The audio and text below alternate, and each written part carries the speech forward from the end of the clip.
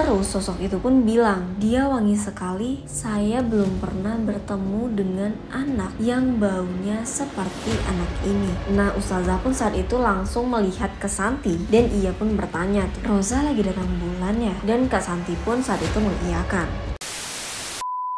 Hai guys, aku Olivia dan selamat datang kembali di YouTube channel aku. Gimana kabar kamu hari ini? Semoga dalam keadaan baik ya. Oke, di video kali ini aku akan kembali menceritakan cerita horor atau paranormal experience yang dikirimkan oleh Kak Santi. Dimana Kak Santi ini pernah mendapatkan pengalaman yang sangat menyeramkan ketika ia sedang bersekolah di salah satu pesantren yang ada di daerah Sumatera. Dan cerita ini tuh bener-bener bikin merinding dan gak nyangka banget loh tentang apa yang udah dialami oleh temannya Kak Santi ini. Buat kamu yang penasaran, jangan lupa untuk nonton video ini sampai habis. Oke, tanpa berlama-lama, langsung saja kita masuk ke ceritanya.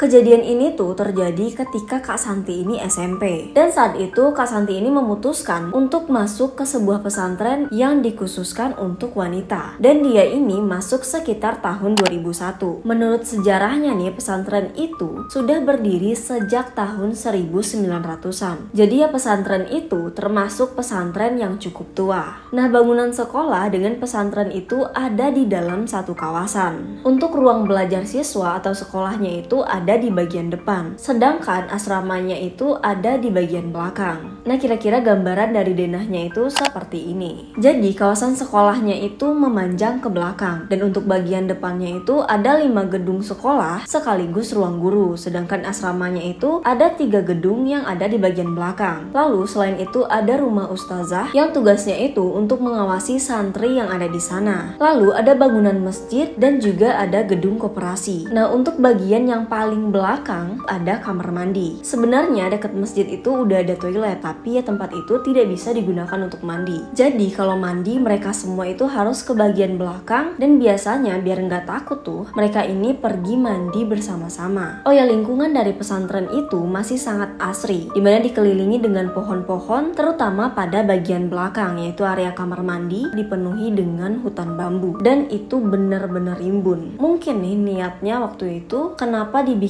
rimbun biar orang-orang dari luar itu nggak bisa ngintip ke dalam kamar mandi, karena memang pada bagian belakang ada beberapa tempat yang tidak ditutupi dengan atap. Nah, meskipun sebenarnya dindingnya itu udah tinggi, tapi ya mungkin buat waspada dan antisipasi jadi dipenuhilah bagian belakang itu dengan bambu. Nah, kalau malam nih biasanya nggak akan ada santri yang berani ke area belakang itu, karena memang di bagian belakang itu juga ada sumur tua yang dipakai kalau misalnya air di pesantren tiba-tiba mati. Nah, singkat cerita nih, Kak Santi ini sudah bersekolah selama 1 semester di pesantren itu. Di asrama, Kak Santi ini tinggal satu kamar dengan beberapa santri yang satu angkatan dengannya, yaitu Ica, Rosa, dan juga Putih. Nah, selama 1 semester nih semuanya itu berjalan dengan lancar dan gak ada gangguan-gangguan aneh di asrama. Walaupun nih sebenarnya pada saat malam hari, Kak Santi dan juga teman-temannya ini sering mendengar suara-suara aneh, seperti ada seseorang yang tertawa atau suara bersenandung yang suaranya itu terdengar dari area belakang, yaitu area kamar mandi.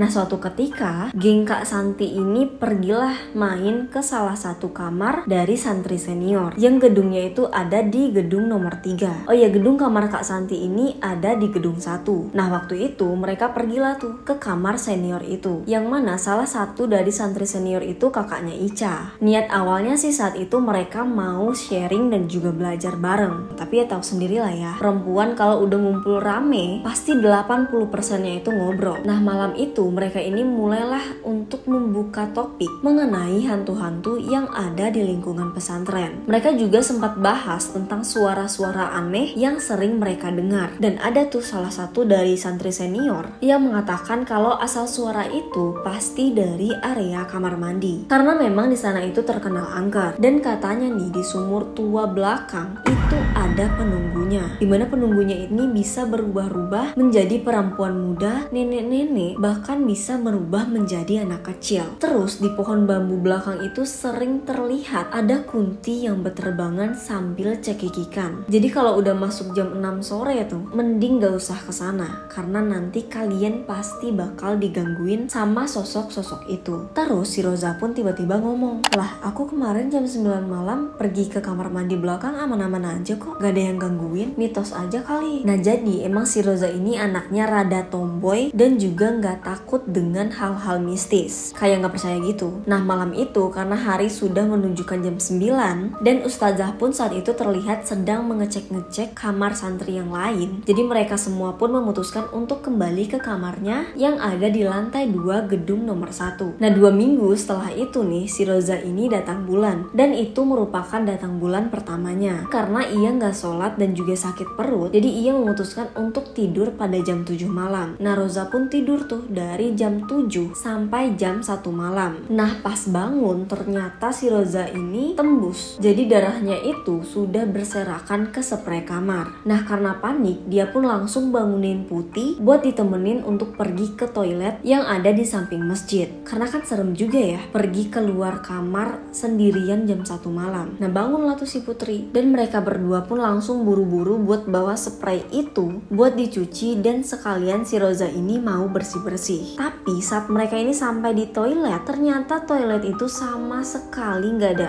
air, dan itu bener-bener aneh banget sih. Air yang biasanya tuh banyak banget tiba-tiba kosong sekosong-kosongnya. Karena udah sangat panik tuh ngelihat air yang gak ada, jadi si Rosa pun ngajak Putih buat pergi ke kamar mandi belakang, karena di sana pasti ada air. Tapi si Putih ini gak mau, karena ia ingat perkataan dari santri senior tentang larangannya yang pergi ke belakang lewat dari jam 6 sore. Ditambah lagi si Putri ini anaknya memang super duper takut sama yang namanya hantu. Lalu si Putri ini pun bilang, kalau kesana berdua aku gak mau takut, kita bangunin Ica sama Santi dulu aja yuk, biar ada banyakan. Terus saat itu si Rosa pun bilang, ya udah kamu bangunin mereka berdua, tapi aku duluan ke kamar mandi ya, soalnya udah risih banget, tapi kalian jangan lama-lama ya. Terus si Putri ini pun langsung berlari ke kamar buat bangunin dua temennya yang lain. Setelah 10 menitan mereka bertiga pun langsung berjalan ke kamar mandi. Nah pas masuk kamar mandi nih, mereka bertiga ini kaget karena melihat Rosa yang udah tertidur di tanah dan badannya itu kejang-kejang. Malam itu mereka pun langsung bangunin ustazah. Rosa pun langsung digotong ke kamar bersama dengan para santri yang saat itu terbangun mendengar suara keributan di luar, karena memang saat itu udah ribet banget sih, kayak udah teriak-teriak, panik dan gak tahu harus ngapain. Pas si Rosa ini ditidurin di kasur, gak beberapa lama akhirnya ustazah pun sampai di kamar mereka, dan tiba-tiba si Rosa yang lagi kejang-kejang itu langsung duduk dengan posisi yang sangat anggun sambil memegang rambutnya, dan si Rosa ini mulai senyum-senyum sambil melihat sekelilingnya. Ustazah yang saat itu sadar kalau si Rosa ini lagi kesurupan, dia pun langsung ngomong ke sosok itu, selamat malam mbah, kenapa masuk ke tubuh anak ini? Terus sosok itu pun bilang, malam, dia wangi sekali, saya belum pernah bertemu dengan anak yang baunya seperti anak ini. Nah ustazah pun saat itu langsung melihat ke Santi, dan ia pun bertanya tuh, Rosa lagi datang bulan ya? Dan Kak Santi pun saat itu mengiyakan. Lalu saat itu ustazah pun langsung menyuruh untuk meninggalkannya berdua dengan Rosa di kamar itu. Tapi yang anehnya nih, kenapa pas ustazah itu datang, ia langsung sadar dan memanggil sosok itu dengan sebutan mbah. Apa sosok itu udah pernah masuk ke santri-santri lain? Singkat cerita, setelah 1,5 jam, ustazah pun langsung memanggil mereka semua masuk, dan ustazah menyuruh mereka semua untuk mencari pembalut Rosa yang masih ada di kamar mandi belakang. Malam itu Kak Santri dengan 6 orang santri lainnya langsung pergi ke kamar mandi. Tapi nih setelah setengah jam keliling-keliling memeriksa seluruh tempat di area kamar mandi, mereka ini sama sekali nggak ketemu dengan pembalut itu. Rosa ini juga udah mulai teriak-teriak nggak karuan di dalam kamar, sampai-sampai suaranya itu membangunkan setengah dari santri yang ada saat itu. Dan Dan akhirnya karena sudah banyak santri yang bangun, mereka pun ikut membantu untuk mencari pembalut si Roza. Gak beberapa lama nih, akhirnya si Roza yang dari tadi teriak-teriak mulai sedikit tenang. Tapi anehnya tuh tubuh si Roza semakin lama itu semakin terlihat pucat, seperti orang yang kekurangan darah. Nah akhirnya pada jam 4 subuh ada salah seorang santri yang mencoba untuk melihat ke dalam sumur. Mungkin aja pembalut itu jatuh ke dalam sumur. Dan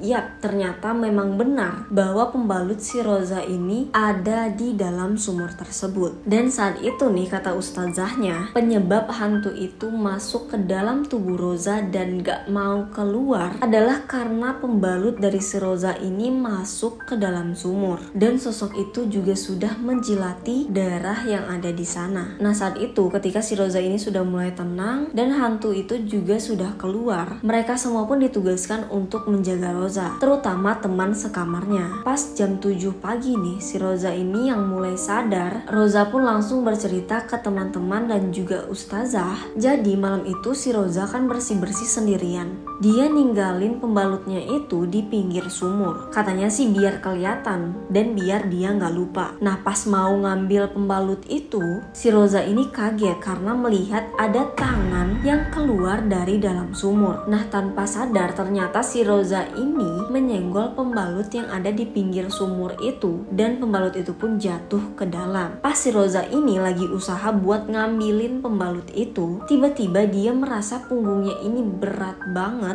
Hawanya juga mulai terasa sangat panas. Kaki dan tubuhnya tuh langsung lemas. Akhirnya dia jatuh dan gak sadarkan diri. Nah setelah seminggu dari kejadian itu, si Roza ini semakin sering mengalami kesurupan. Tubuhnya pun terlihat mulai mengecil dan ia terlihat pucat. Akhirnya keluarga Roza pun diberitahu dan keluarganya memutuskan untuk membawa Roza pulang agar bisa diobati. Tapi nih ya, ternyata sebelum kejadian si Roza ini juga sempat ada kejadian yang serupa yang juga terjadi di kamar mandi pesantren itu. Kejadian itu juga terjadi pada malam hari dan keadaannya itu sama, bener-bener gak ada air. Nah si santri itu pun mau gak mau harus ke kamar mandi belakang dong buat ngambil air dari dalam sumur. Nah pas dia masuk ke sana dan ngambilin air, ternyata dia juga ninggalin pembalutnya di pinggir sumur itu dan pembalutnya jatuh sehingga santri itu juga mengalami kesurupan. Tapi nih yang sedihnya, setelah beberapa bulan dari kejadian itu, santri tersebut meninggal.